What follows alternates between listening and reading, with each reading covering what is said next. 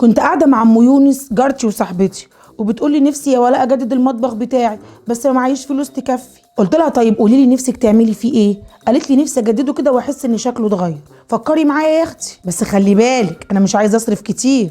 قلت لها هقول لك تعملي ايه وتجدديه ازاي من غير ما تصرفي كتير. اول حاجه تعمليها ترمي كل الكراكيب اللي في المطبخ والحاجات اللي ملهاش لازمه، علشان اكتر حاجه بتضايق وبتتعب نفسيا في المطبخ هي الكراكيب. ارمي يا اختي، ما يبقاش عندك اقتناء بالاشياء كده. تاني حاجه التنظيم، اهم حاجه انك تنظمي كل حاجه في المطبخ. اللي ملوش علبه ومحطوط في كيس فضي كل حاجه في كيس في البرطمان. الحاجات الصغيره عندك جمعيها كلها في باسكت وفي دولاب الخزين وحطيها، والباسكت دي رخيصه جدا وبتتباع في كل حته ومش مكلفه. تالت حاجه بقى لو مطبخك خشب ولونه غير من كتر الغسيل او عليه دهون كتير او مش نضيف، ممكن بقى تعملي ايه؟ تصنفريه صنفره خفيفه وتدهنيه لاكيه اللون اللي انت عايزاه. واللاكيه على فكره بيتغسل وهيغير شكله خالص وهتحسي التغيير فظيع في المطبخ. بس وانت بتدهني خلي بالك ما تنسيش تحطي جرايد في الارض علشان البويه اللي تقع على الارض تلمي الجرنان وترميه، ما تبهدليش الدنيا. رابع حاجه بقى هاتي الرول اللي بيتباع ده اللي هو الاشرطه اللاصقه، في منه الوان واشكال كتيره جدا، ممكن تلزقيه على الرخامه وممكن تلزقيه على السيراميك،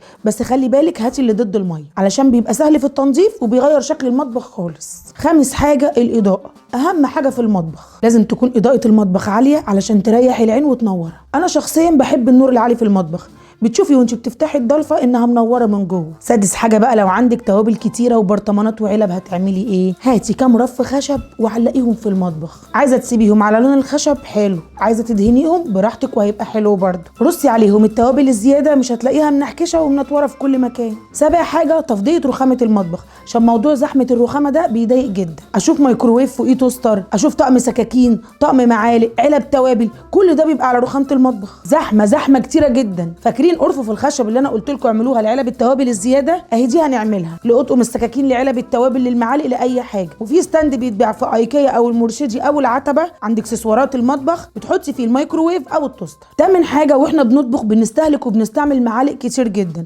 لكل طبخه معلقه. كل ده هنلمه وهنجيب معلقه باغه كبيره بتتباع ب 20 جنيه وهنحط عليها المعالق اللي احنا بنستعملها واحنا بنطبخ. وده بدل ما توسخي كذا معلقه، واحده على الحوض وواحده على الرخامه وواحده على البوتاجاز، كل معالق التقليد دي هنجمعها في معلقه واحده كبيره. تاسع حاجه لازم يكون في شماعه جنب الحوض لانها ضروريه جدا. لو في مكان جنب البوتاجاز علقي شماعه، ولو في مكان جنب باب المطبخ علقي شماعه برضه، وعلقي عليهم فوط تنشيف علشان لما تستعملي الحوض ما تنقطيش ميه طول ما انت ماشيه، يبقى في مكان تنشفي فيه ايدك. كام فوطه نظيفه على كام شماعه حاجه حلوه جدا.